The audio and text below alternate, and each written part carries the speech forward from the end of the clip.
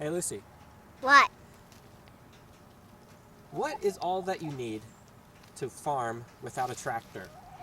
Chicken. And we have some of those, right? Yeah. Hey guys. Want a picture? Anything good in there, ladies?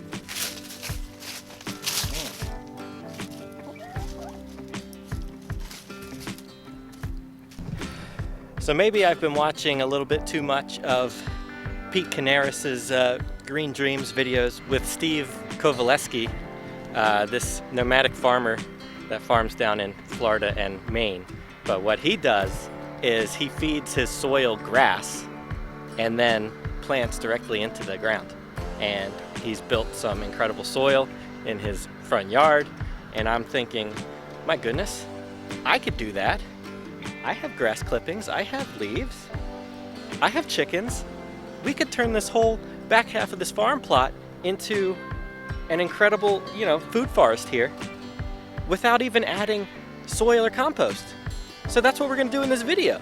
All right, so this back half of the field, we have been using our chickens in the chicken tractor here to till this ground and prepare it for next year, where we're gonna plant a lot of our vegetables back here, mostly salad greens back here. So we are a regenerative farm, and we are using no-till practices. So we're not doing anything to really turn and disturb the soil other than what would naturally occur in nature. That's what we're trying to do, is like mimic what would happen in nature, so we have the best soil possible. Now, last year, this whole area was grass, and then we tarped it over the winter, and the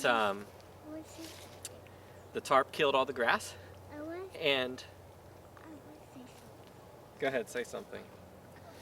We have chicken to add food on here on the farm. Right. Very good. Can I go now? I forget what I was saying. So we tarped this area, and this whole field was 100 feet long by 40 feet wide. Yeah. That was our silage tarp. But we only used the front half to farm on this year. So we only used about 55 feet that we used and started our in-ground beds. And this back half here, we did not use. We only used cover crop. So I planted, at the beginning of the year, I planted some wheat, I planted some field peas and millet. And I spread that all back here. And then at the beginning of the season, in like April and May, I had these Americanas were here, and some of our white leghorns were back here grazing the back half of this property. And so I experimented, while on this front half where our market garden is, we got a lot of compost, and we put the compost down to build our beds. Back here, I was curious, after I had the chickens, after we had tarped everything so the grass was dead, and then we had the chickens here to help fertilize the existing soil, I planted some things back here to see how they would do. I planted corn, popcorn, I planted squash, those things are pretty heavy feeders. I also planted sunflowers directly into this native soil, and things did incredible. And that kind of opened my eyes up to, wow, because buying compost in bulk, it's still cheaper than buying bags of it, small bags of it at the store, but it's expensive. So maybe I'm thinking I could use this whole back of the field and just have these chickens naturally fertilize it and not use compost on this back part of our market garden. So in this video, I am going to use some leaf mulch, leaves and grass clippings to build my bed. So instead of using compost, I'm going to be using what I have available to me, which is a lot of leaves as they're falling right now off the trees, and grass clippings. I'm going to build my beds like I would with compost and soil, instead with those materials that I have, grass clippings and leaves. We're going to build the beds and naturally mulch the ground, and I'm going to plant my my lettuce plugs directly into the ground, which aren't really heavy feeders at all, greens. So that's what my plan is for this back half of the field. I'll be able to farm for basically nothing except the cost of seeds, and that's what we're going to try to do in this video. So you can see here I have these strings attached to posts in the ground that go down 50 feet. I'm doing 50 feet rows here.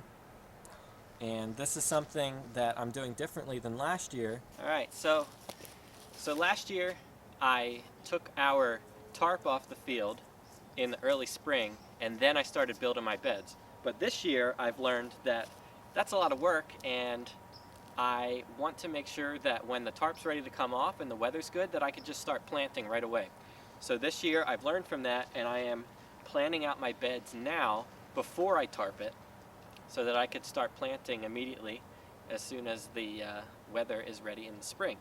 So here I have my first 2 rows here that I'm going to build here on this back half of the property, and I believe I could fit about 11 rows across, and I'm going to be doing 50-foot rows back here. The rest of the farm behind us here, they're 25-foot rows, and I might actually make them all 50-foot rows also, just to make things more uniform. And yeah, so right now I'm gonna weed whack. Some of these things that are growing next to me here are from the chickens' feed, from when they were feeding over here and for when they were grazing. These are these is wheat and oats. So anything that's growing that looks like grass is wheat or oats from their feed that just sprouted, which is fine because that's helping build soil here too. So, but I'm gonna weed whack all this stuff, and then I'm gonna use this pile over here of leaves and grass, and we are gonna fill these rows as we would with compost, as we did over there, but we're doing this a little bit differently here. So that's what we're gonna do today.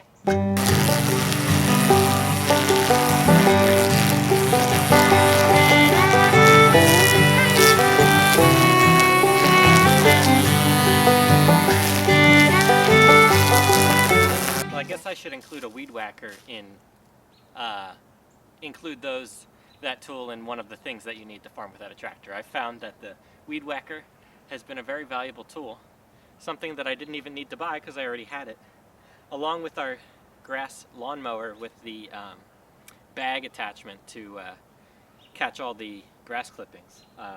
I've used those in our compost pile. I've used the grass clippings as bedding in our chicken coop. All of those things free, don't have to buy because we already have them. So anyway, I'm going to start building these beds and show you what my plans are here.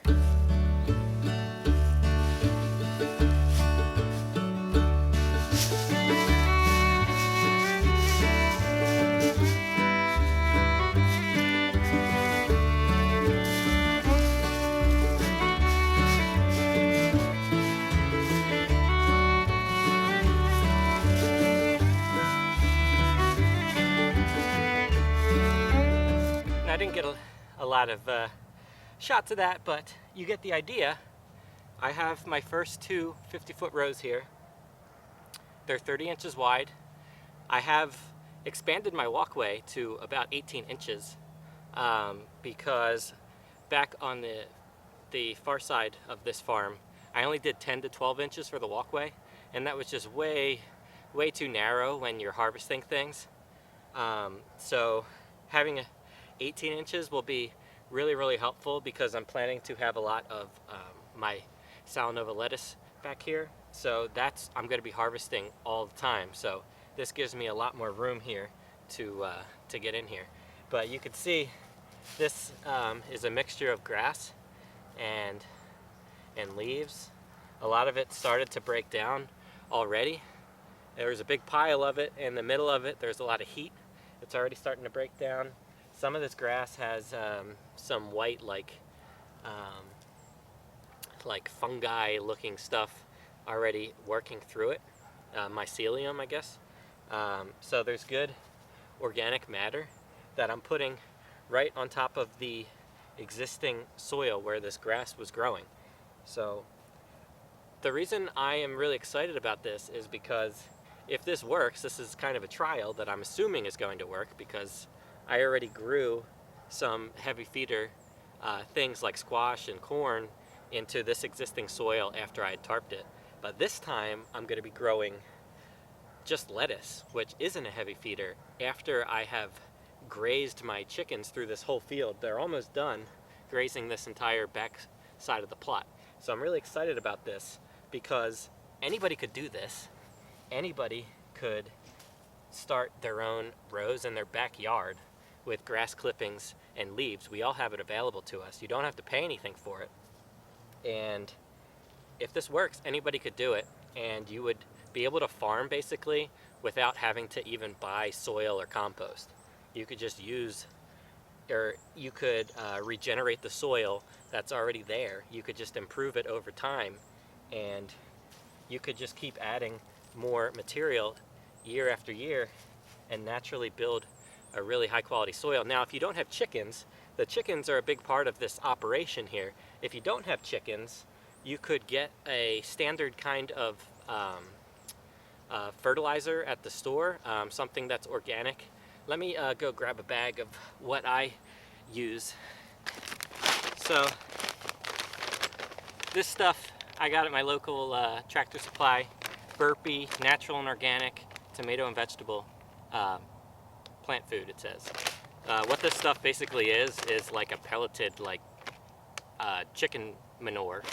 So you could just get this, and if you don't have chickens, you could just add it, mix in with, you know, whatever your material, grass clippings or whatever that you're putting on the ground, and get the same stuff that the chickens would drop.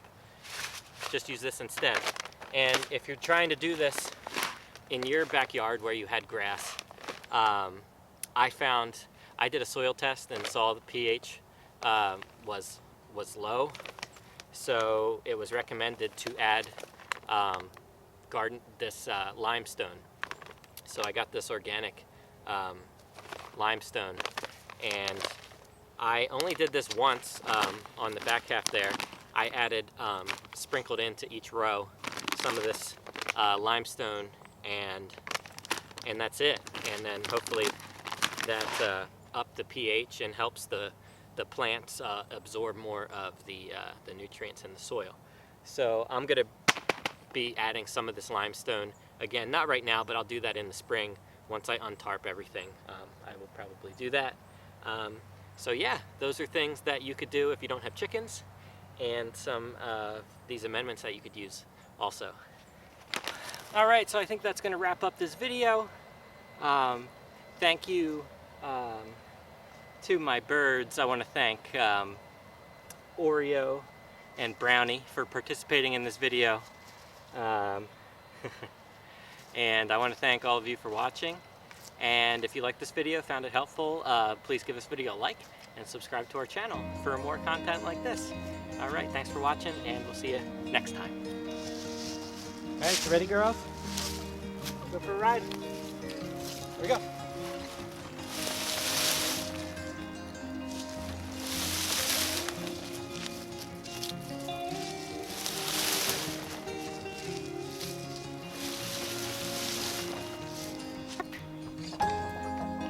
Hi, welcome back to Once Upon a Time Farm and watch how we feed the chickens. So let's go. So see these? Whoa, chickens! Shh. Getting food.